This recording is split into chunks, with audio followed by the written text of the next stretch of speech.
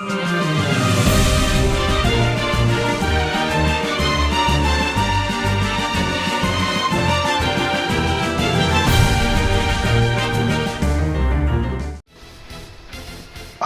hello everybody, welcome back. We're on week 3, so spoiler alert if you haven't watched, we're currently sitting at...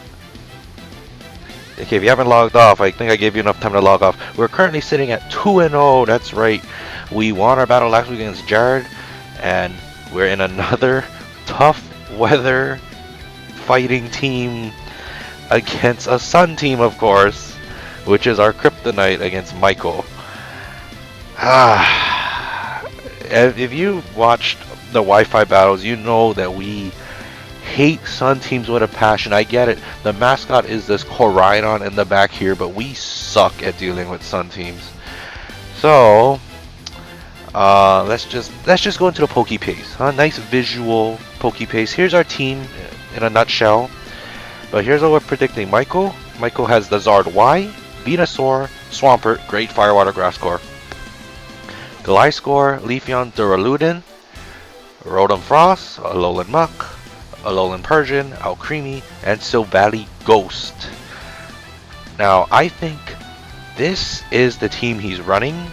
Definitely these 4 are coming. Leafeon, it would be ridiculous not to try run a Leafeon here, because Sun teams really ravage my team quite scarily. I know that there's no Terra Fire, no physical Terra Fire, but if Micheal wants good footage, if he's recording battles and whatnot, Leafeon can put in a lot of work, a scary amount of work. On the flip side, with the 5 that he's not bringing, I can certainly see Rotom Frost and Alolan Muck coming. If anything's going to get replaced, Leafeon would be replaced. I see Duraludin just being a great wall for him. Like, he just has fantastic bulk on his team, so I really think he might opt for keeping the Duraludin bulk, switch out the Leafeon with more bulk with Alolan Muck, or as last week we know Ice and Electric Bolt Beam coverage, near perfect coverage of course, is also very great on my team, so he might opt for a more defensive option with Alolan Muck or a more offensive pivot option with Rotom Frost. Easily set up his Sun Sweepers and Venusaur, or just clean up with Zard Y. Gliscor can also sweep. Let's not forget it does have Swords Dance. It does have dual dance options with Air Earthquake and Rock Slide with the ground rock coverage. That's pretty good coverage. Swampert can hit hard, even though it's mostly defensive commonly ran, but can hit hard with Choice Band if you so choose to run a Choice Band. Duraludin, great rock setter, body press, you know. And then Rotom Frost, Muck, you know, so this is going to be a very tough matchup. So again, this is the team we're running. Running a little bit different things here. So we're running heavy duty boots, Cinderace starting at the top left here, Power Ball, U-turn, Core Change, Trailblaze specifically for Swampert.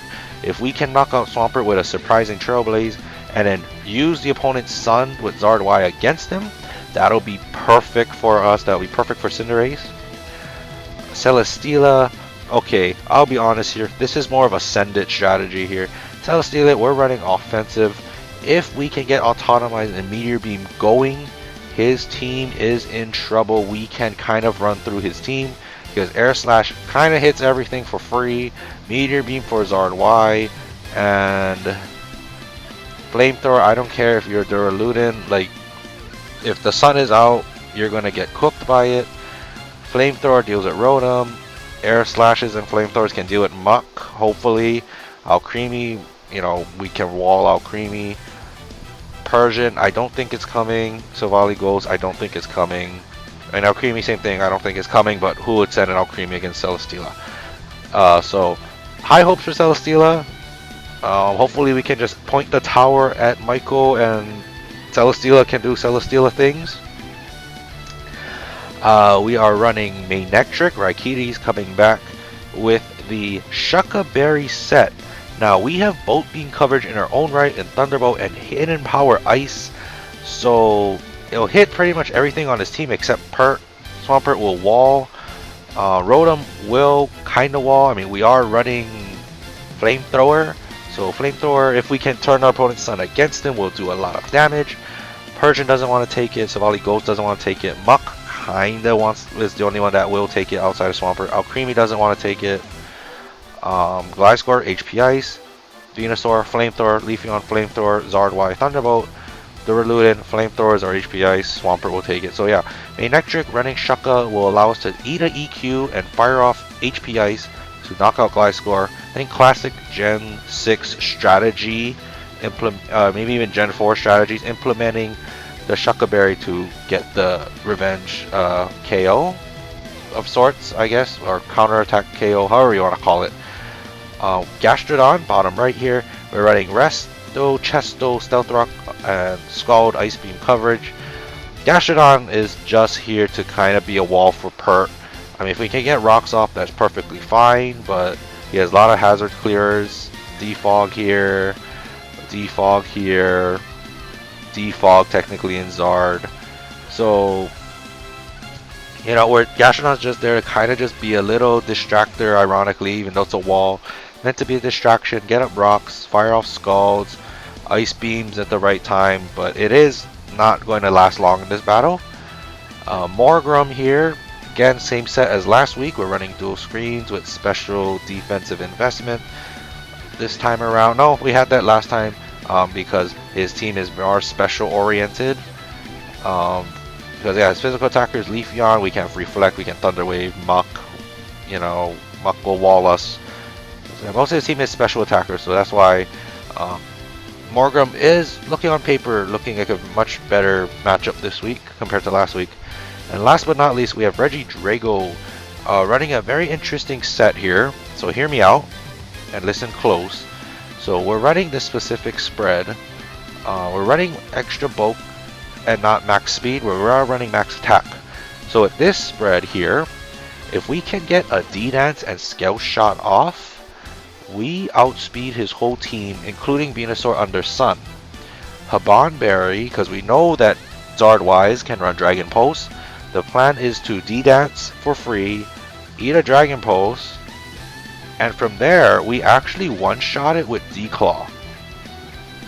If we get lucky and we can set up a Scale Shot, actually, so D-Claw knocks out Zardwise, Scale Shot even knocks out Zardwise. So what I'm saying here is, we can eat one hit, get our +1 speed in D-Dance, get a +2 speed with Scale Shot, so we have +2 and +1 attack. We outspeed Venusaur, and we can actually knock it out with D-Claw. If it's prior damage, and it's kind of less than 100%, we can knock it out with Scale Shot and get +3, and we'll outspeed the rest of his team no problem. So, the Regidrago looks very good on paper to sweep, so hopefully we can get a good sweep off. I mean, it does counter pretty much everything on his team, and I include Alcremie in this because I know Alcremie isn't the bulkiest thing, so eating what, a +2 EQ, I don't think it wants to do that because it'll be easily revenge killed after. Let's see what else would take it.